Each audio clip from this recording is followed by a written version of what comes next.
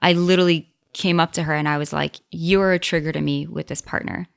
Let's go on a date. I want to get to know you because whatever it is that you're triggering me is my own self-reflection of something that I feel I'm not good enough for my partner.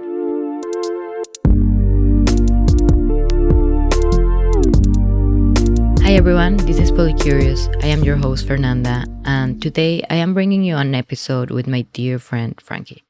Mariah and I had the chance to interview her last week, and the conversation was incredible. We had so much fun. So I am super excited for you guys to hear it. In this conversation, Frankie shared with us a particular experience that I feel we can all learn from. Basically, she felt triggered by a really good friend and business partner that her ex had.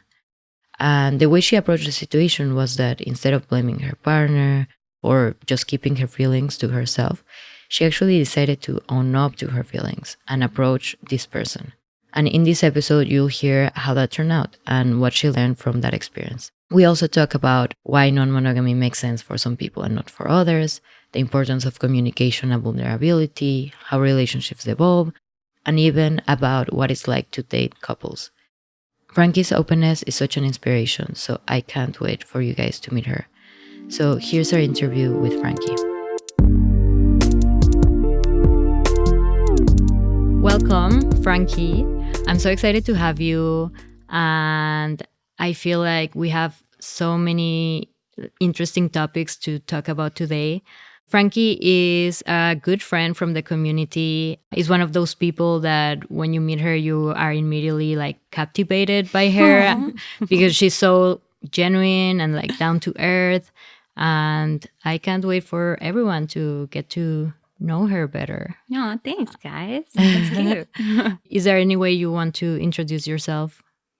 I'm Frankie, just another human being experimenting through life through non-traditional ways of being with humans, I guess. Yes. Yeah. Sounds great. Can you maybe like tell us a bit more about your life outside the relationship world? Yeah. So I am a born New Yorker, born and raised, always in Brooklyn. Love it.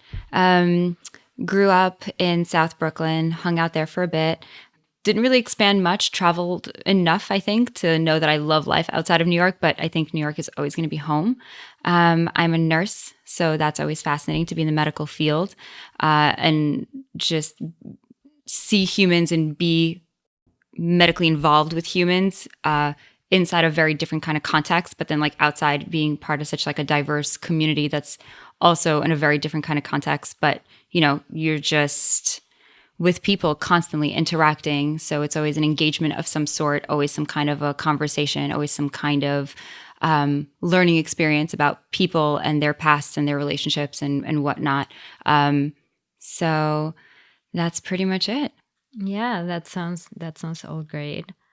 Yeah, why don't you like take us back to like little Frankie,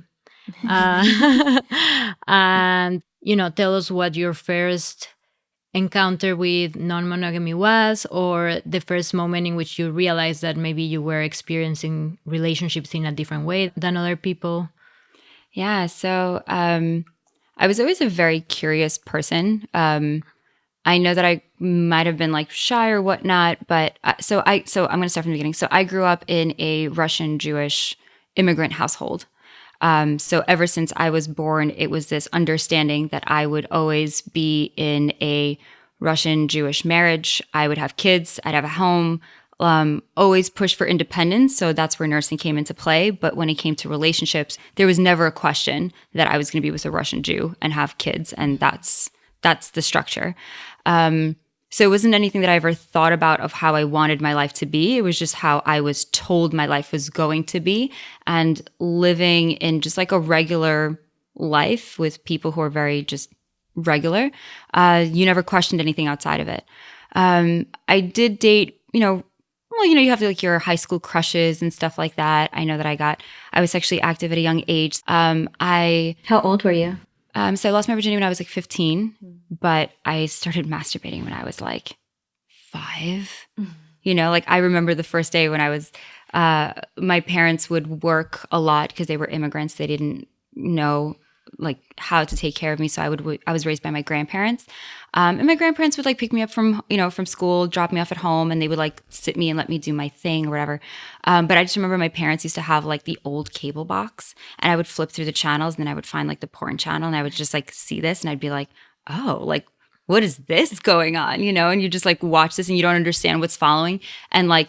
Obviously, I didn't have like boyfriends when I'm 5, so I have teddy bears and like other toys and stuff. So I would like replicate what I saw on TV and then realize like this feels good. So this can't be bad, but it feels wrong because your parents aren't telling you that this is something you do. Because I just remember just like masturbating with my teddy bears when I was like really young. And I was like, oh my God, this is how this starts. And I was like, but this is how it starts. And so I was always very curious, always very curious. And then, you had boyfriends, whatever. I remember being was this high school, I think. I had my first threesome.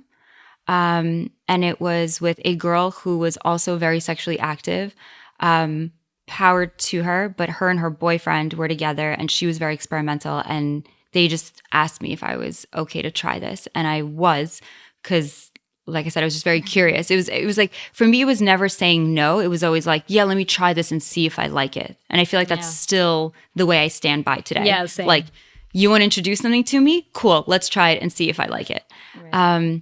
And so I remember having my first threesome with them, and it was so funny because like we all got like really wasted because like we just were uncomfortable and didn't know how to do this and how to navigate, and the guy got super uncomfortable, and like so me and the girl just kind of like had our fun for a bit, and then he joined in, which was interesting because then like that's also kind of like my first girl on girl action.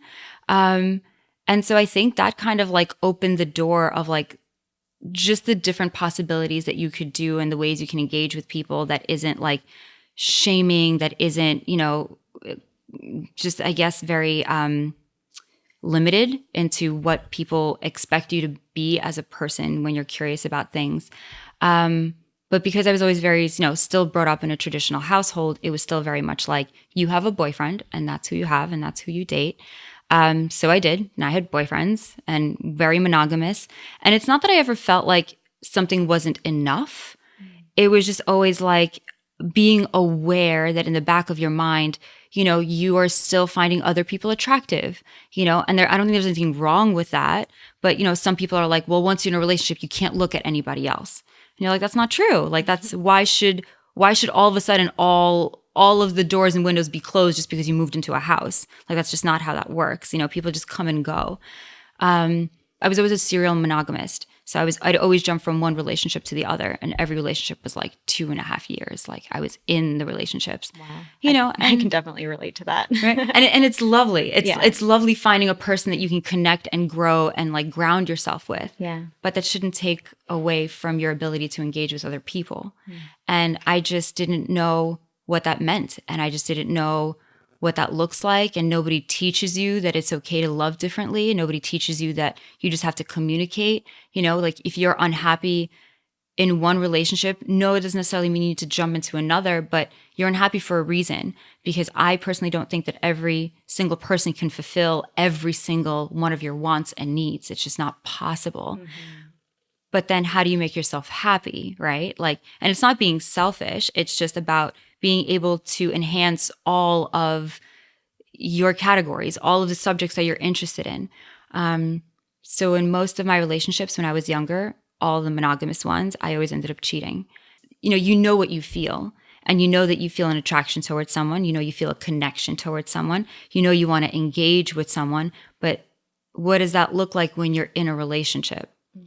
And so I would follow my present feelings at that time, and I would engage with other people, and it would feel great and it would feel wonderful, but it was cheating, right? Because it was non-consensual.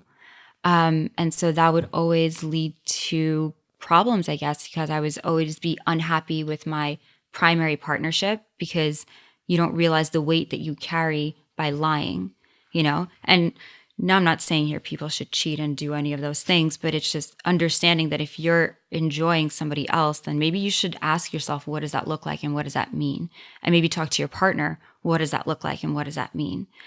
And so it was just a consistent thing for me to realize, like, there's a reason that I cheat. It's not because I enjoy hurting people. It's not that I enjoy lying. It's not that I enjoy holding on to the weight and dealing with all of these little nuances about what it's like to constantly, sneak out and do these things and lie about everyone. Like you literally recreate a different realm that only you and this other person are part of. And that's so disconnecting from so many things in life, right? Yeah. That you can't put everything into one reality for yourself. And that can feel really isolating even for yourself. Like you are living these different lives that you have to hide from each other. And like, I feel like in polyamory and non-monogamy, like it brings out a different version of you anytime you date someone new or be with someone new. And it's really cool to explore that. But if you kind of have to hide it as rather than a facet of yourself, and instead something that you have to hide, that it's a really hard thing to do. I completely agree. Yeah, but I have a question for you two both.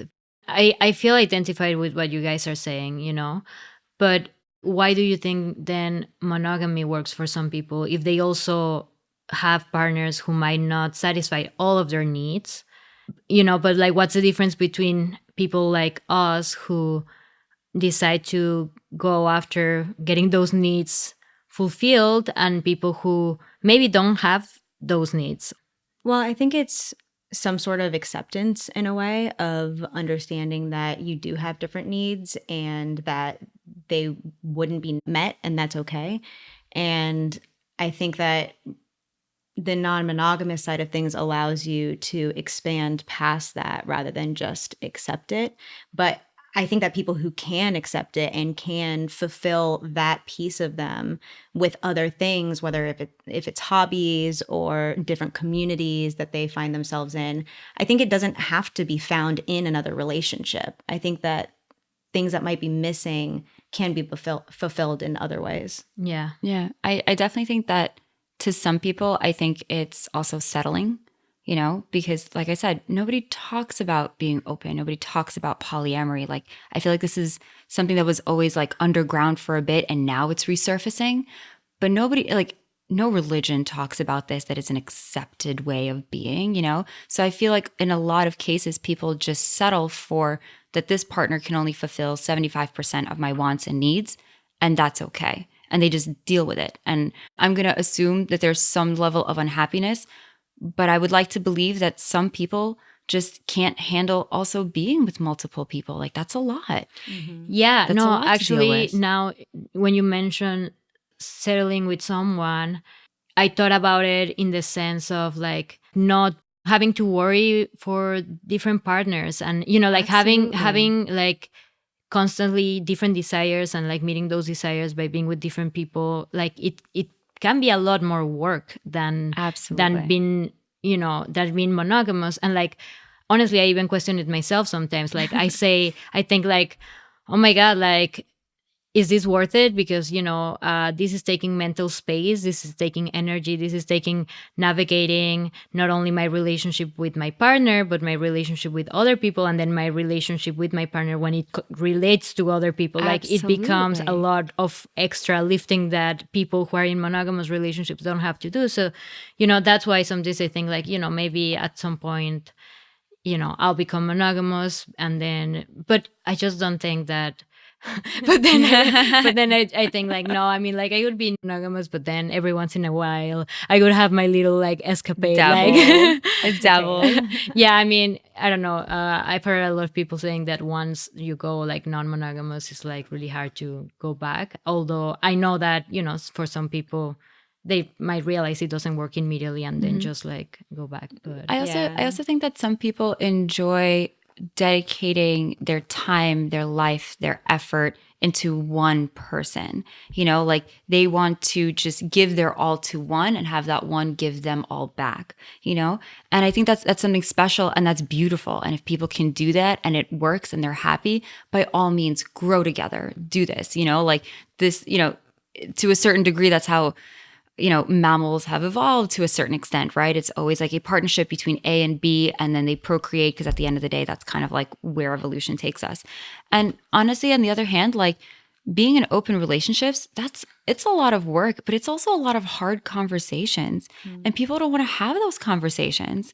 Like I now can look at myself and be like I stand by communication and transparency and fluidity being the three main components to make anything of this sort work. But nobody wants to sit there and be like, hey, listen, I really love you and I want to be with you and dedicate my time to you. But I also love this other person. And now you have to deal with jealousy. You have to deal with comparisons. There's so many more emotional and mental things that go into that. And people just don't want to have those conversations because they're not easy to have. Nobody wants to be vulnerable and be like, this makes me uncomfortable when you are with another person. But to a certain level, people who are able to have those conversations are also the ones who kind of evolve in their way of thinking, right? Because you need to bypass what is jealousy and dig into yourself of like, why am I jealous? What parts of this am I jealous? And because at the end of the day, it's a self-reflection of you into this, event that's happening that you're uncomfortable with. But when you realize like it all kind of comes down to like security, right? Like, one person can be with one person for 7 years and they've married and they have kids and that's a secured situation and they're good. They don't need this. But all of a sudden you have one person dating two people. You're no longer as secure as you think you are because now you're just like, well, does he like that person more? Does she like what they do with this person more? Am I not good enough? Right? Like all of these things just naturally arise and nobody wants to talk about that. And everyone deals with it too. Everyone deals with it. Everyone does. But it's just understanding, right? Like, to what extent are you willing to accept this? To what extent are you willing to get through it? Talk to your partner about it. Everything is a middle ground. Everyone has to compromise to some extent, but these are conversations and these are heavy conversations. And no one shows us how to do this. No one teaches us how to do this. This podcast shows us how to do this. Frankie, teach us how to do it. Tell us. It's literally communication and being transparent. Like, I can't tell you how many times I have to tell somebody like, hey, listen, I really like you, but I also want to engage with this other person. And it doesn't take away from you. It just adds to me, which in a way then adds to you because then I'm a happy person and I get all my things fulfilled, right? But then it shouldn't stop anyone from doing anything. It's when people start hiding things. It's when people start lying about things. That's when things get really messy. But, it's about balance, I guess. Yeah, and how did you also convince yourself of that idea of, me being with other person is not taking away from my relationship with this other person, but is adding?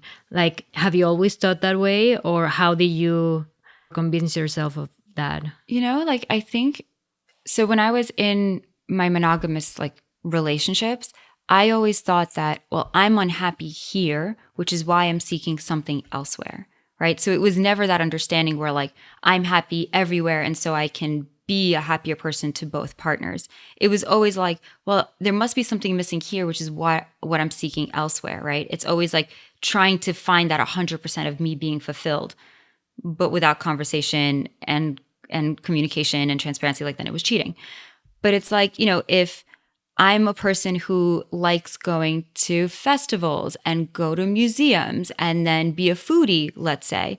And then I'm with a partner who's I really don't care about food and I really don't care about museums. I'll go to concerts with you.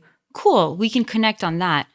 But that doesn't necessarily mean that I need to force my other partner now to go do go to restaurants and go to museums. So you'll find somebody else who can engage with you there. But then so now I'm happier because I get to go to these concerts, I get to go to these museums, and I get to go to restaurants. And then I come home and at the end of the day, my happiness bucket is full. And it's if I'm happy, then I can then be present and happy with whichever partner I'm with at that time. Let's go back to your journey. I don't even know where we stopped in there, or maybe we jumped already, but maybe share some of the relationships that you've had and, maybe what you've learned from them. Yeah. It was definitely really interesting to be in my first open relationship, which I think I had when I was in college. And it was for circumstances that I won't discuss, but essentially me and this person decided we will not be in a boyfriend-girlfriend relationship, which was really funny because then we ended up spending all of our time together and pretty much acted like boyfriend and girlfriend anyway. But it was a title. We were open. Right. And, you know, it was really interesting to be able to be given this free space of, you know, we come together to something and we can leave together to something, but while we're at an event, let's just hang and meet people and engage with other humans. And it was a really interesting concept to be given that freedom where, like, I remember like doing it for the first time and I almost felt like I was like guilty and I did something wrong. Yeah, that's what I kind of like what I was trying to get at before. Like, because at least for me, I feel like even though I know I'm doing things consensually, like there's always this feeling of like guilt that you're like, why do I feel guilty if like both people know and there's nothing wrong? Well, like, because it's ingrained in us. Exactly. Yeah, so Exactly. that's kind of like what I was asking before, like, how did you unlearn that guilt, you know? I think it was something about constantly having conversations with my partner, you know, where it was like, I'll engage with someone and then like, you know, I'd come back and be like, hey, I just made out with this person. Is that okay? And they'd be like, yeah, it's fine. You want to keep going? And I was like, I do. Is that okay? You know, like you're just constantly asking for permission until you realize like it is okay. And if, you know, we're adults and if my partner for whatever reason would be like, you know what? I'm actually not okay. Today is not a good day for me. And so I would love for you to be with me rather than being open. You know, that just becomes conversations and we should be adult. And this is, I guess this adds to like, these are difficult conversations you have when you're in non-traditional monogamous relationships, is that you also as a person have to own up to your own feelings and be like, yes, we're open. Yes, we're poly. Yes, whatever. But you know what? I'm having a bad day today. And today I just want your attention and I don't want you to give it to anybody else. And that's okay too. You know, you have to own up how you feel. And like, I mean, I can even say that like, even in my most recent partnership that I had, which was, I guess, the one that has really sealed the deal for me to understand that I don't do traditional relationships. You know, we were open in different ways. He wanted to be open and kind of hang out with a lot of people. And I realized I'm not a person to hang out with a lot of people. I like dedicating my time to particular individuals. And that made me question, like, am I poly for doing that? I'm still not sure. And we dabbled in poly for a little bit and it didn't work out for other reasons. But, you know, and then it came across this thing where like, yes, we were open and sure, jealousy comes around, which is fine. It's there and you discuss it and it's okay. But there's also triggers, right? Like unidentifiable people for whatever reason, one way or another, somehow your mind goes, this person of all of the people is a bigger problem than others, right? For whatever reason. And like that becomes a conversation, right? Like I had a trigger with someone that my partner was hanging out with for whatever reason. Couldn't, you know, it was like a huge thing to dissect. Yeah, but I was talking about it with another couple for the podcast. Like you see like red flags, you know, in that person, or you hanging out with that person is not good, is not Like- healthy, Like or they whatever. could be a bad influence or something of that nature. See, that's the funny part was that she was a trigger, not because she was a bad influence, but she was a trigger because she was everything I wanted to be for my partner, but I wasn't, which is what I ended up finding out, which was interesting to begin with because I ended up confronting her and now we're great friends, which is such a beautiful thing. But like, I literally came up to her and I was like, you're a trigger to me with this partner. Let's go on a date. I want to get to know you because whatever it is that you're triggering me is my own self-reflection of something that I feel I'm not good enough for whatever reason for my partner. Wow. So let's break this down. Bravo, Yeah, Frankie! dude, that was like a Oh my thing. god! It was, oh my it was a god! How thing. did you decide to take that step? Because like now that you say it, I'm like, totally. If like that happens to me, that's what I'm doing. But like I know that if I were in this situation, I would never do it. It took time. It took time. Like the way this person triggered me was just like so unhealthy. You know what I mean? And now we talk about jealousy, right? And it's like, I'm not a jealous person. I'm not a possessive person. I never was in any of my relationships. But for some reason, whatever it was, life happened to be like, this is the person that's going to bother you. And this also ended up being a person that was like you were saying, that was like a red flag, but this person was so good for my partner as a person in their life. They benefited so much from having this person. And it was like an issue for me to be like, well, I want to have the relationship that you have with my partner, right? And that's where my trigger started falling into place. So to me, it was like, okay, this person's going to be in his life. This person's going to be in my life. I was like, But you were still seeing him. Yes, me and him were still together.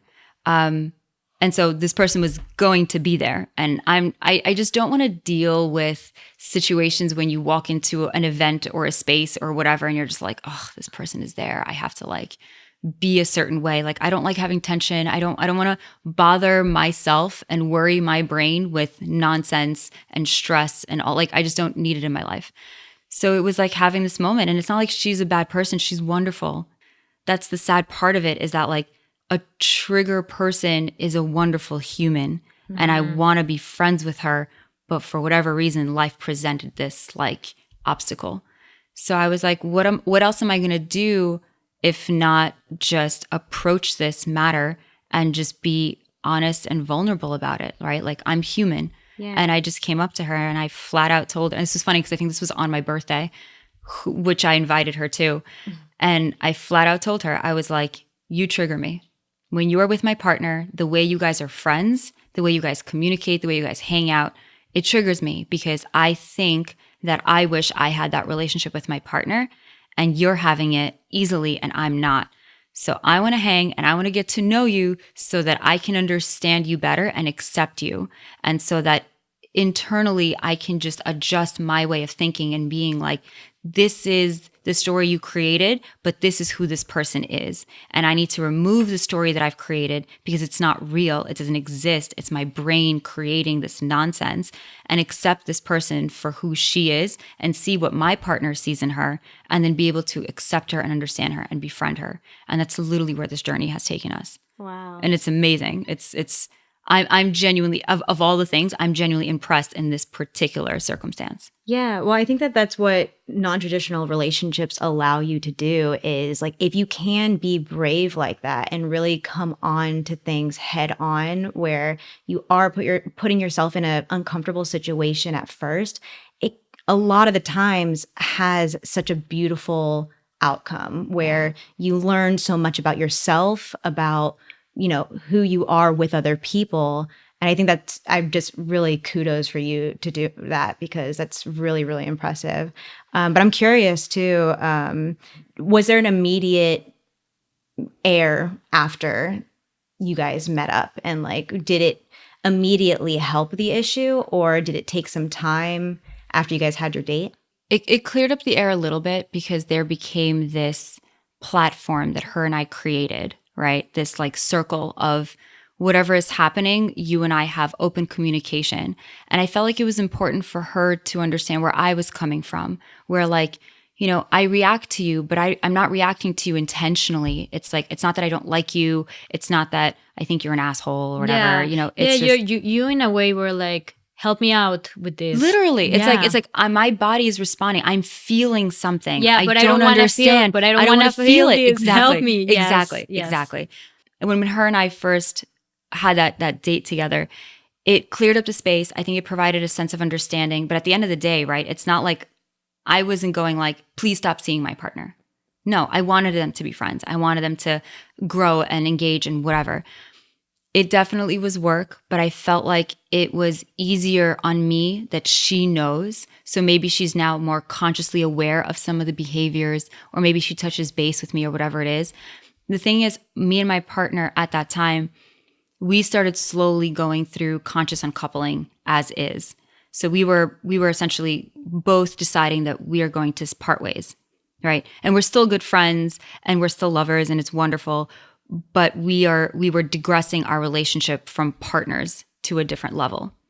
And I think that kind of made things a little complicated, where it's like, she was still my trigger, right? Because they're still friends, even though me and him aren't together anymore. Well, that adds even a layer of confusion on top of it. Yeah. So even though we had that conversation, it didn't ease things up. And it just like, I just accepted certain things because, when you're no longer in a partnership, there are certain things that even though might still bother you, you don't necessarily have like the right to say, or feel like you might not necessarily have the right to say or have difficulty with, because like I'm not dating him anymore, right? So like I can't tell him you can't hang out with a bunch of women. I have no say in this anymore. I'm not your girlfriend. Why did you make the decision of like decoupling, as you said, like instead of just transitioning from, boyfriend and girlfriend to friends? Were you like, okay, let's, scale it down instead of just changing the dynamic? It took us some time because him and I loved each other very much, and we still do. And it wasn't that we didn't want to be together, and it wasn't that we argued or we just hated each other. We just realized that we just want different things for our future. And it's like, if one person can just really adjust what their future looks like, we would be together. But how can you ask someone to do that, right? And so we consciously decided that we are going to degress our relationship and not be partners for a future because we don't have a future to build together. But we still loved each other, and we still physically enjoy each other, and we still care for one another. So it like, even the way we broke up was it took us a year to separate. Because it was a step-by-step process. It was a slow, very catered, very careful to make sure we're very sensitive to each other's feelings and dynamics and stuff like that. And it took some time. Like, it's now a year later, and we still have moments where something might trigger another person. But in that time, it was complicated to degress our relationship and still have this person be a trigger, because how do you navigate that? There's no rule book for this. I don't know how this works. Like, What are you allowed to say? What are you not allowed to say? What are you allowed to feel? What are you not allowed to feel? I don't know. But so it was complicated. But, at the end of the day, it actually wasn't until New Year's of this year where, time has now passed. It's been a year. Me and him are now on very different pages of our lives. Still love each other, but different lives. And I think him and I having this space allowed me and her to get closer, because that dynamic just shifted a little bit.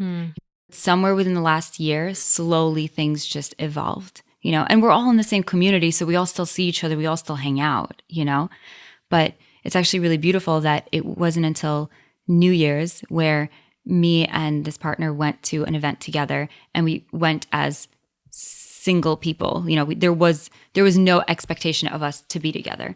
Of course, there were conversations. Of course, there were like check-ins, considerations. Of course, but like, I feel like you would do that even if you were in open relationships or in poly relationships, right? Like, you have to be considerate of the people you're involved with. But so it was wonderful that him and I now have this comfortable space, and then it even allowed her and I to engage and talk about it. And it's wonderful because her and I do talk about how these moments arise and that these triggers happen, and like, what does that mean and what does that look like? And we talk about jealousy, and it's amazing because now I feel like, because of the dynamic that we had, her and I are now even closer than we were before because of it. Right. Because you're able to bond over something that is so difficult and so complicated, but because we were able to figure it out and talk about it, it allows us to have a different level of connection.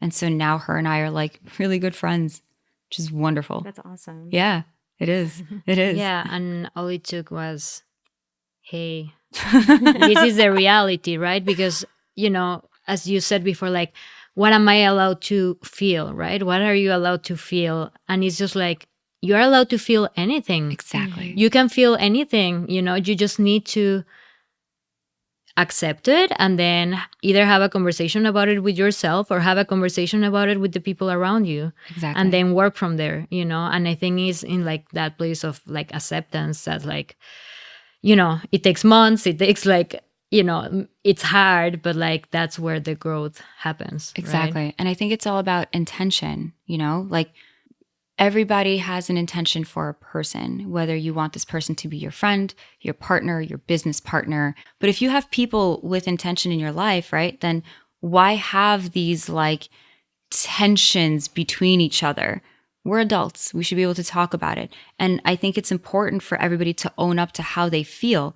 You're allowed to feel shitty. You're allowed to feel jealous. You're allowed to feel angry and sad and happy. And, and it's just another emotion that you just deal with. That's really what it is. Yeah. And I think it's important too, when you are feeling these things, that instead of making your partner wrong for them, it's really looking at yourself and why you're feeling that way. Yes. And it's important to do that self-work to be able to have a strong and, beautiful relationship and be able to manage all of these different relationships. Yeah. It's also really interesting to be able to take a step back and to bring back to the example that I just had with, my previous partner and our friend, where it was like, I wanted to be the person that she was in his life, but I couldn't be. Not because I'm not capable, but I'm just a different kind of person. I think differently. My way of acting is different. My logistics is different, And it's funny because what was the trigger was that I said this to both of them, I was like, he literally called for her into his life. There was a conversation and he was like, I wish I had, and he described a particular kind of person, not a romantic partnership, but he was looking for someone to help him further advance his life and his business and whatever. And then she comes along and she's literally bullet point exactly what he was looking for, and you take a step back and I'm like, as a romantic partner, yes, I'm triggered. I'm jealous because I want to be that person for him. But I can't be everything for him, just like he can't be everything for me. And she can't be everything for him, but she was what he needed for at that moment. He was moving on. You know what I mean? Yeah. And it's not that he was seeking a romantic partner. In this particular case, it was like a business, and it was just she fit so perfectly into what he needed in his life. Oh, so when you had that conversation, he wasn't talking about a romantic partner. No. He was just talking about a business partner. Yes. Okay. Yeah. Okay. He needed this particular person in his life, and she literally fit every single criteria. And now they're best friends, which is amazing. But it took a step back, and it was like, how can I deny my partner this person that enters his life when it benefits him to such a degree, right?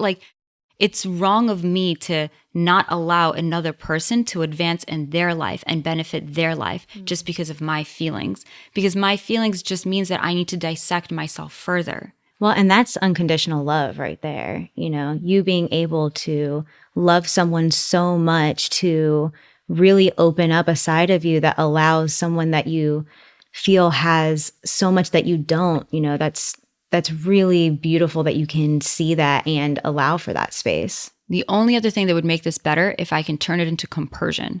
If I can feel, now I'm working on it, right? But if I didn't have to go through this whole process, it would have been really nice.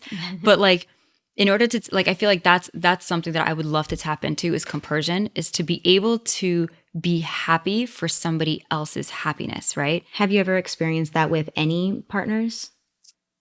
I don't think I've had other partners that wanted other people. My previous partnership was essentially the one that kind of really opened up my mind, opened up everything, and for me to understand what non-traditional relationships were like.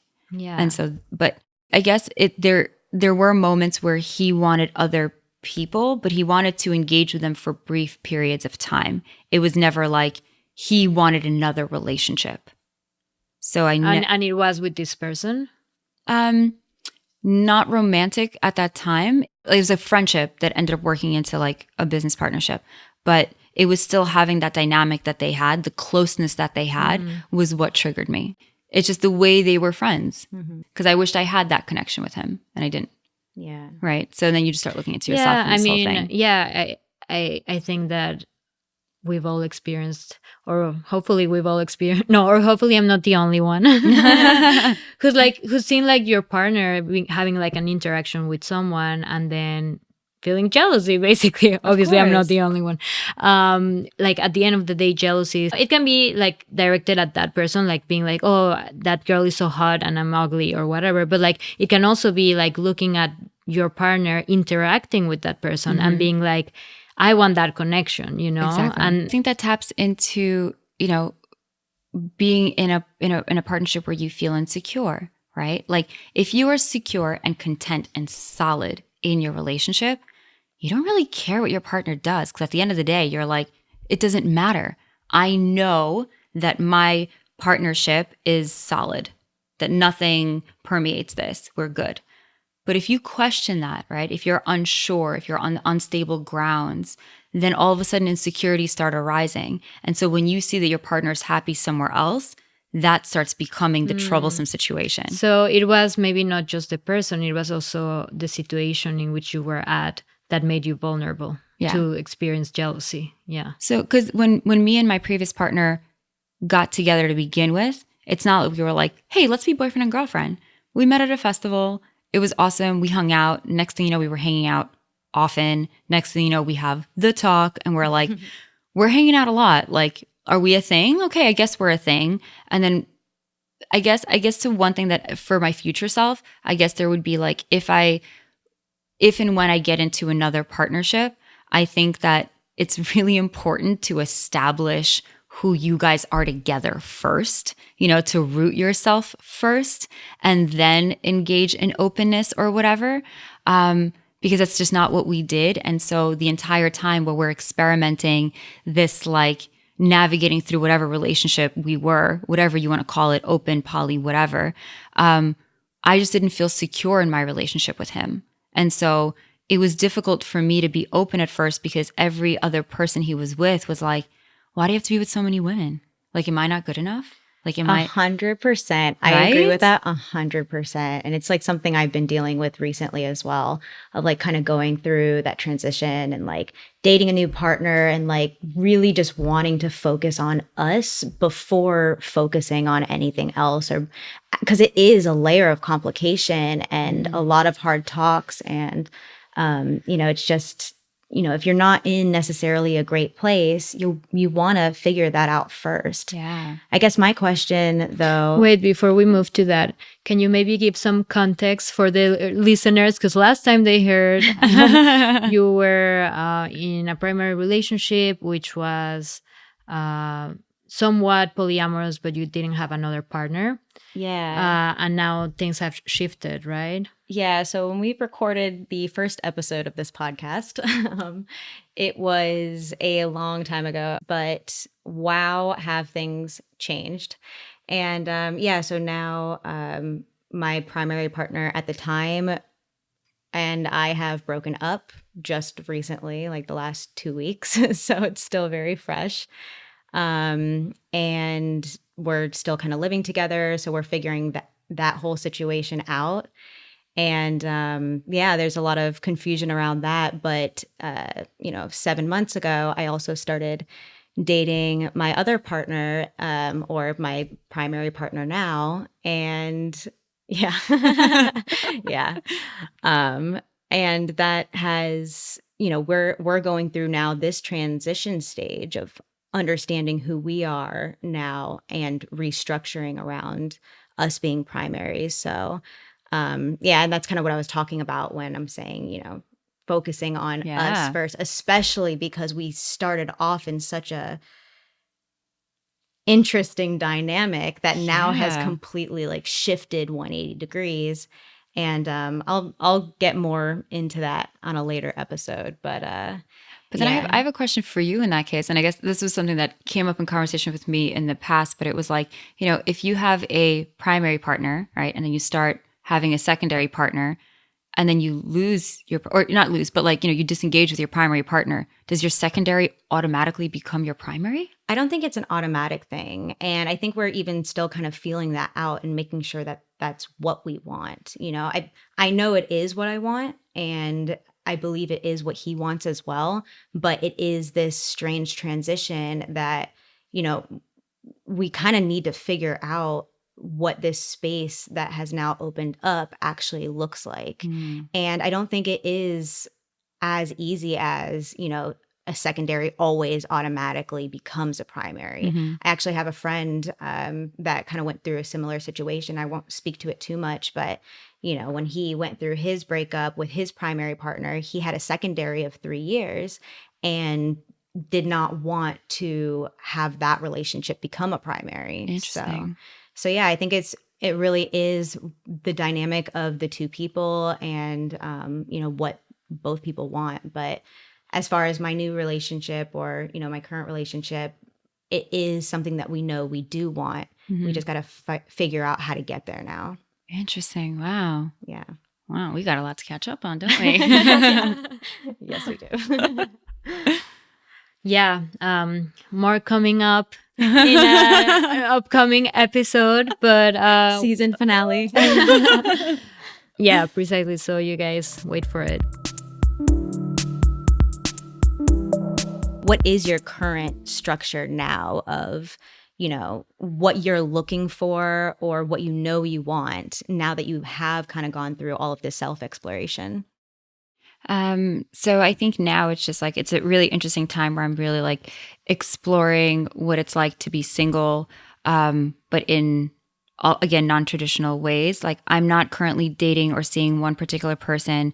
I am hanging out with couples now, and I have a few lovers as well. Nobody that I'm consistently seeing, but it's also really interesting to engage and what it's like to engage with couples and other people, and what that looks like, because I don't necessarily know if my future necessarily is monogamous. I don't know if my future is poly or open. I definitely know it's non-traditional.